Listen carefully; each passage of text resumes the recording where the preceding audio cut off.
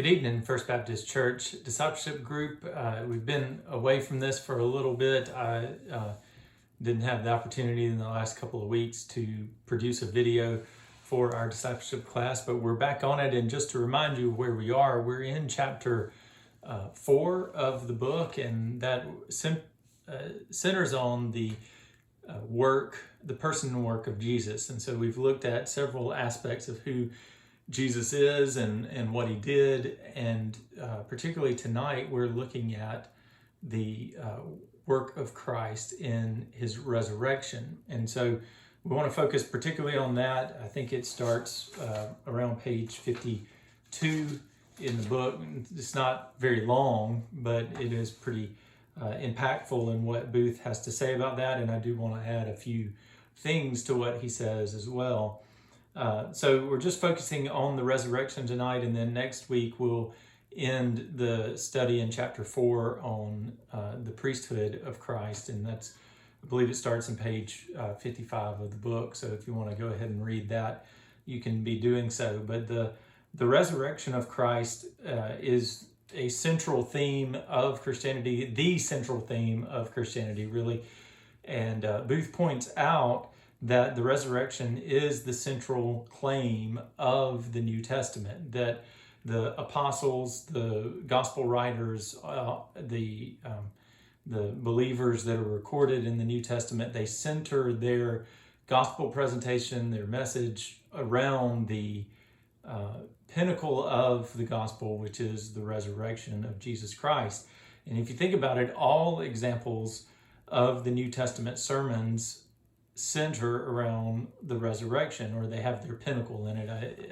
I should say the final claim, the clincher, so to speak, is the resurrection of Jesus Christ. And it just to give you a couple of examples, if you look at Acts chapter 2 and the sermon that Peter gives, he goes into the history of Israel. He gives a lot of background. He presents what Jesus did, but the thing that really riles people up, and the thing that immediately precedes the gospel call of Peter to repent and believe the gospel, is the resurrection. That this is the claim that Jesus makes over the whole world, that he is risen from the dead as the first fruits from the dead, and therefore he has a right to claim his kingship and to claim his victory over death and to claim your soul. And so Peter centers his Pentecostal sermon on it. Stephen in chapter 7 centers his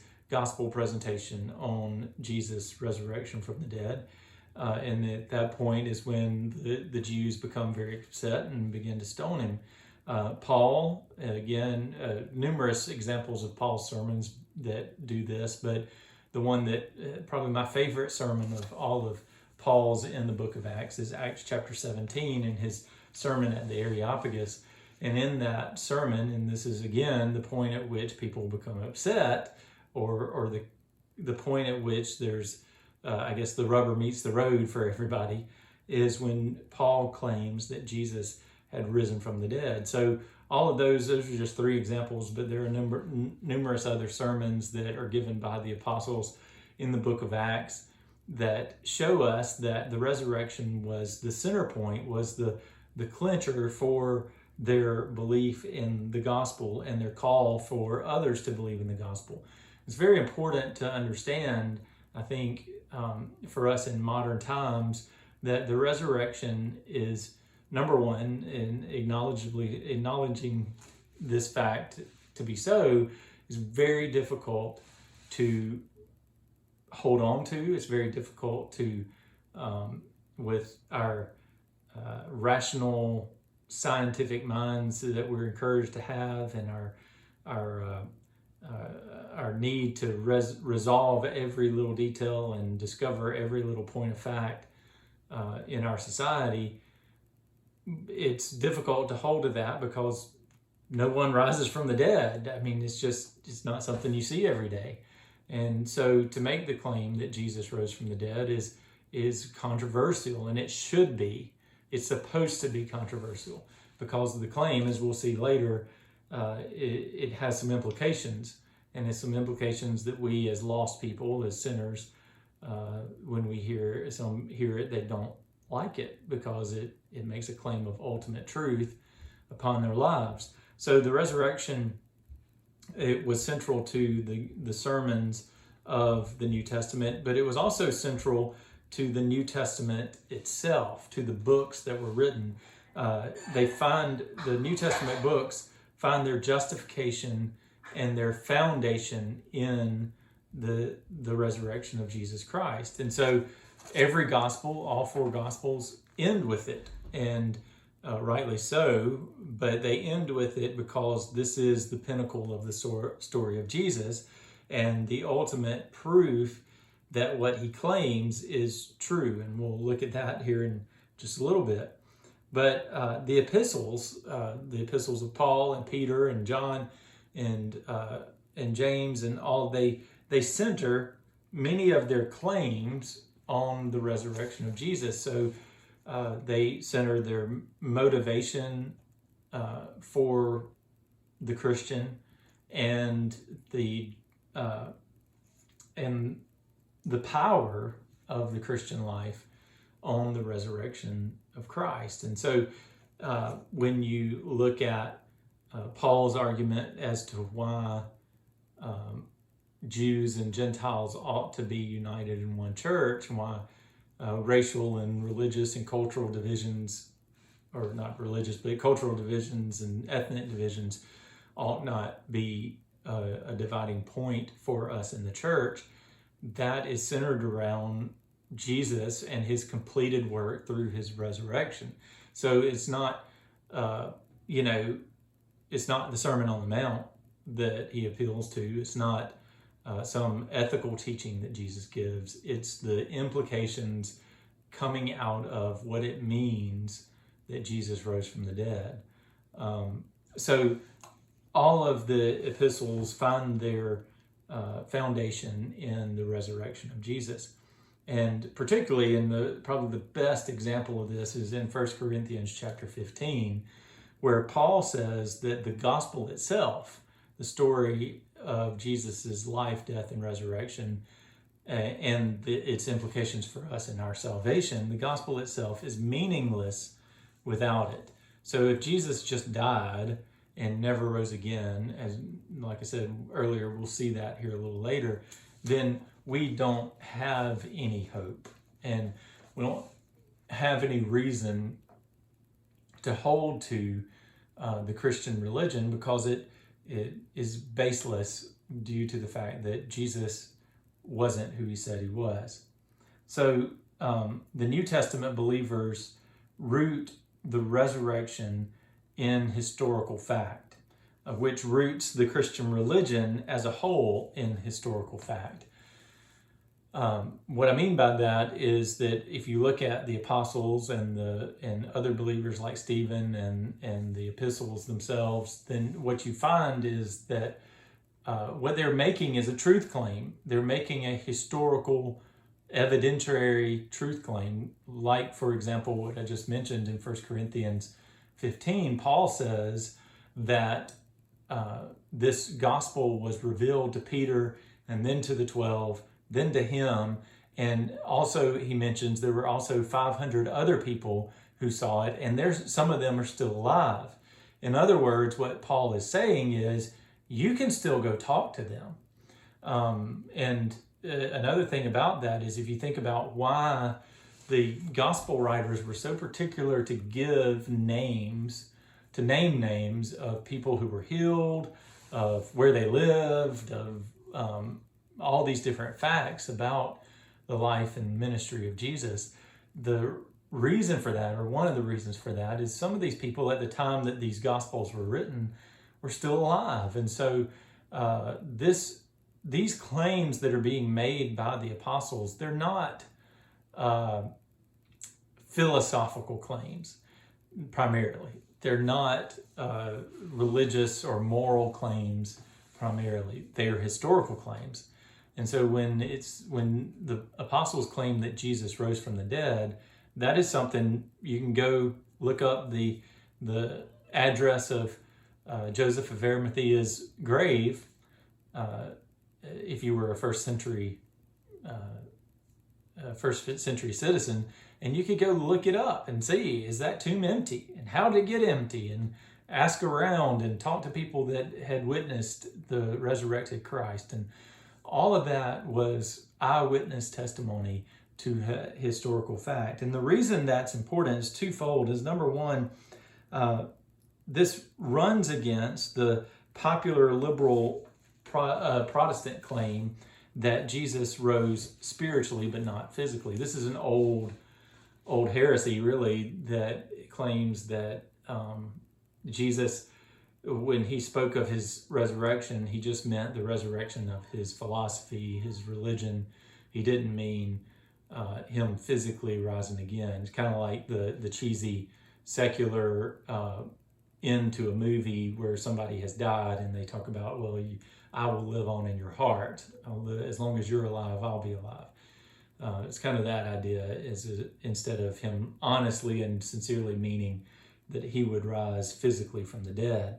So because the New Testament believers rooted their faith in the resurrection and that resurrection was a historical fact, it runs against the grain of the popular belief that Jesus just rose spiritually. That's all he really meant. And secondly, the other thing, and this might sound contradictory or challenging to you, but believe me, at the end of the day, it's good news, is that it also uniquely sets up Christianity for failure. Because unlike every other world religion, Christianity is rooted in historical fact. Because the resurrection is a historical fact, Christianity is rooted in historical fact. And that means that it could be proven wrong. I don't know how it could be proven wrong now.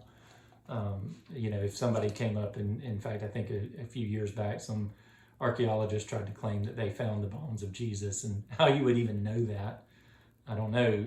Jesus was a popular name back then, and how you're going to do DNA tests on old bones when you don't have samples, I don't know. But anyway, they tried to claim that Jesus was, that they had found the bones of Jesus, and that all of Christianity had crumbled because of what they had found.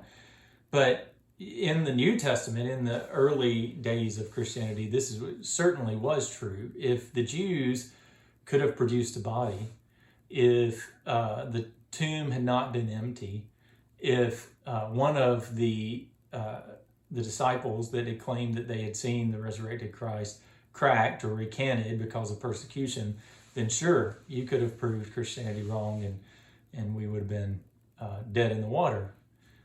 But nobody has, and nobody will, because Christianity is the true religion. It is the true truth of the resurrected Christ. It is rooted in fact, in the real world as it is. And just to point out to further what I mean, is in most religions, if you take Judaism, for example, yes, you might be thinking, well, that's historical fact. It's got the Old Testament. That's true. And we would never say that it isn't. But Judaism is not as beholding to the facts as we as Christians are. So whether Moses actually parted the waters and walked across the Red Sea or not, whether Moses was really even a person, that doesn't mean that the Ten Commandments aren't true anymore. And so they would still hold to the Ten Commandments and to the religious practices of Judaism, even if some historical facts might be proven not to be. Hinduism, the Hindus don't care one bit where the Vedas came from or where some of their scriptures came from. They in many cases they don't even know who wrote them. So Hinduism is rooted in a spirituality, is rooted in a pantheism that really doesn't have to be historically rooted. Islam is, on the whole, not concerned about the historicity of Muhammad or how he came to receive the Quran or any of that. They do defend that, but even if but their central claim is not dependent on the life and is not dependent on the historicity of Muhammad. Whereas with Christianity, we are dependent totally on the resurrection of Christ. If you pull that peg, it all comes down. And some people may still try to do that, but plenty have tried, plenty have failed. Historically, it is, in my opinion, unassailable that Jesus rose from the dead. And because he rose from the dead, we can hold to some very important results. And Booth gives us two important results of the resurrection. The first is it establishes Jesus's perfect truthfulness. Booth says a failure to fulfill one promise would have opened the way in their minds, that's the disciples' minds, to doubt as to all of his promises and all of his teaching. And so his point is that if Jesus had failed to rise again from the dead, then nothing that Jesus said ultimately would have had any truthfulness to it, because the main claim that he made, that he was the Son of God and that he was the King of the world, would have been proven false, because he died, and just like any other man, he went into the grave and decayed. But because he rose again from the dead, the reverse is true. Rather, now that that central claim has been proven, all of his truth, all of his teaching, all of his promises are now proven to be true. And none of them can be assailed or contradicted, because Jesus is indeed the resurrected Son of God. And then the second result that Booth gives is that it proves him to be the Son of God. So page 54, first paragraph, Booth says, again, Jesus Christ was declared to be the Son of God with power according to the Spirit of holiness by the resurrection from the dead. It was God's testimony of his sonship, and to his own full satisfaction with what Jesus had done as the substitute of sinners in bearing their sin in his own body on the cross. And so Booth says here that the second result of the resurrection is that it proves that Jesus is indeed the Son of God. Every resurrection that you have recorded in the Bible, whether it's the resurrection of the boy in Elijah's day, or whether it is the resurrection of the man that Elijah's body was thrown in on and he jumped up out of the grave, which is a very funny story, or whether it is the resurrections that Jesus brought about in his own ministry, those are all due to the intercession of a prophet for the dead. So in all of those cases, it's a prophet or Jesus himself interceding. In Jesus' case, he's through his own power, but in the case of Elijah, for example, it is by the power of God through Elijah that resurrection happens. But no such intercession was made for Jesus, yet he rose because of his own power and authority as the Son of God. Jesus, through his power as God's Son and by the work of God himself, rose again from the dead. So it proves who he said he was as the Son of God. But it also, the resurrection means that the sacrifice was accepted, because death is the penalty for sin. We know that from Romans 3:23. We know from 6:23. We know several cases in the New Testament where we find that death is, or we know it from Genesis chapter 3, really, that death is the penalty for sin. And as a result of that, we can say that everybody who dies ultimately deserves to die. Now, that doesn't mean they deserve to die a horrible death. It doesn't mean that the reason they died was a direct result of some sin that they committed. But ultimately, we all die as a result of the fallenness of our own sinful nature and the sinful nature of the world, humanity as a whole. We are guilty in Adam. And so if we die and don't rise again, then we would say, well, that's justified, that we would die and that we would not rise again. For Jesus to die and not rise again would say the same thing, that ultimately he was just like every other man, and he deserved ultimately to die. Maybe not through the crucifixion, maybe that still was a cruel death and unjust and all of that, but that he died just like every other man. He decayed just like every other man, but he didn't. And because he didn't, it says something about who he is, and it says something about what he did. It means that the sacrifice that he gave was not for his own life, but for the life of those who believe in him. And so when we turn to Christ and we believe in him as our Savior and believe that he lived and died and rose again for our justification, for our forgiveness, then we receive his life as a result. Because he lives, we can indeed face tomorrow. So that is what Booth says, and a little bit added of what I say about the resurrection of Jesus. And I hope that this has been a blessing to you. I hope you will take the time to study for next week as we finish up on chapter 4 in the work of Jesus Christ. So thank you, and God bless.